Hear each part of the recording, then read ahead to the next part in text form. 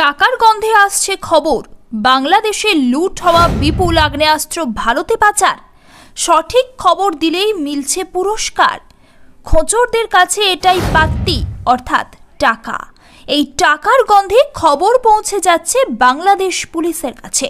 সূত্র মিলিয়ে শুরু হয়েছে অভিযান।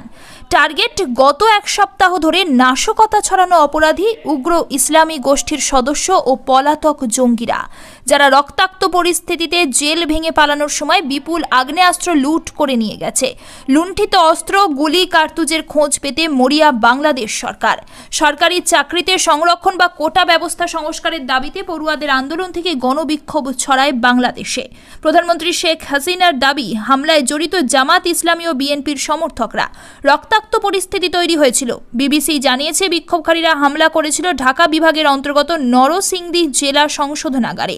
এই জেল থেকে আগ্নেয়াস্ত্র লুট করার ঘটনা ঘটেছিল গত শুক্রবার।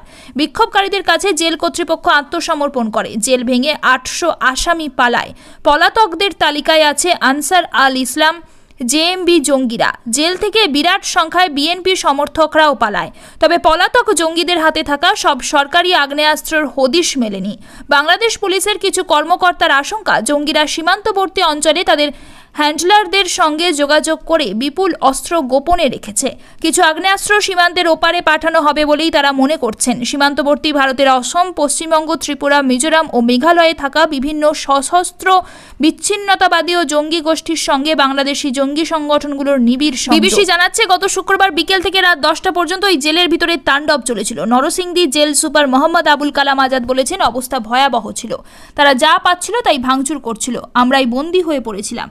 জেল সুপার সহ 160 জন কারারক্ষী ও কর্মকর্তাকে বন্দী করে 85টি আগ্নেয়াস্ত্র ও বিপুল সংখ্যক গুলি, নগদ টাকা লুট করে হামলাকারীরা। নরসিংদী জেলা পুলিশ সুপার মোস্তাফিজুর রহমান জানিয়েছেন, 11টি অস্ত্র উদ্ধার করা হয়েছে। গ্রেফতার করা হয়েছে 23 জনকে। বাকি অস্ত্র উদ্ধার এবং জড়িতদের ধরতে চিরুনি অভিযান চলছে। পালিয়ে যাওয়া কয়েদিদের মধ্যে রয়েছে আনসারুল্লাহ, বাংলা টিমের 7 সদস্য ও জেএমবির 2 মহিলা জঙ্গি। নরসিংদী জেল থেকে লুট হওয়া অস্ত্র উদ্ধারে 50,000 টাকা পুরস্কার ঘোষণা করেছে Bangladesh police. IGP Abdullah Al Mamun Narsingdi jail পরিদর্শন করে বলেন, প্রতিটি অস্ত্র উদ্ধারের জন্য 50,000 টাকার পুরস্কার ঘোষণা করা হলো।